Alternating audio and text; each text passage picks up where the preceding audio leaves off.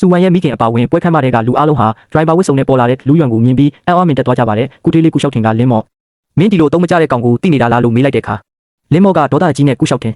မင်းစကားပြောတာစင်ကျင်စမ်းလို့တတိပေးလိုက်ပါတော့တယ်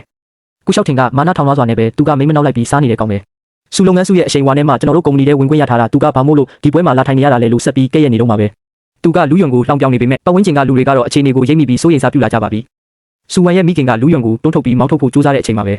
လူယွမ်ကသူ့ရဲ့တီရှပ်အောက်ကနေရွှန်ချွမ်းရင်းရဲ့လှုပ်ဝက်ကပ်ပြားကိုထုတ်ပြလိုက်ပါတယ်သူကဒါကရွှန်ချွမ်းရဲ့ကပ်ပြားပဲစူလုပ်ငန်းစုရဲ့အကျွေးအလုံးကိုကျွန်တော်ဆက်ပေးလိုက်ပြီးကလို့တင်းငိမ်စွာပြောလိုက်ပါတယ်ဒီအချိန်မှာပဲလင်းမော့ကစူဝမ်ထံကိုစာချုပ်တစ်ခုကမ်းပေးလိုက်ပြီးစူဒါကရွှန်ချွမ်းအရင်းရဲ့ရင်းနှီးမြှုပ်နှံမှုစာချုပ်ပါ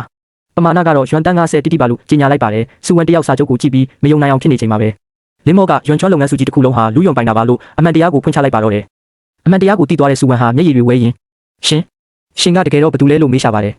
လူယွမ်ကမင်းကိုအမျက်ကကွယ်ပေးမယ်လို့ငါကတိပေးခဲ့တယ်မလားလို့ပြောတဲ့အခါစူဝမ်ကလွန်ခဲ့တဲ့3 နှလုံးလုံးကျမဘယ်လိုဖြတ်တန်းခဲ့ရလဲဆိုတာရှင်းသိရလားလို့ငိုယိုပြီးရင်ဖွင့်ပါတော့တယ်အခြေအနေတွေလုံးဝပြောင်းလဲသွားပြီးကုလျှောက်ထင်တယောက်ကြောက်လန့်တုန်ရင်နေချိန်မှာလူယွမ်ကကုလျှောက်ထင်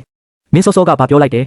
ငါ့ကိုဒီကနေပြက်ကွယ်သွားစေရမယ်ဟုတ်လားလို့မေးလိုက်ပါတယ်ဒီအချိန်မှာပဲစူဝမ်ရဲ့မိခင်ဟာလူယွမ်ကအမှန်တကယ်ဘီလီယံနာတတိကြီးမှန်းသိသွားပြီးလူယွမ်ရဲ့ခြေထောက်ကိုဖက်ကတတ်မှတ်လေးအမေမားသွားပါတယ်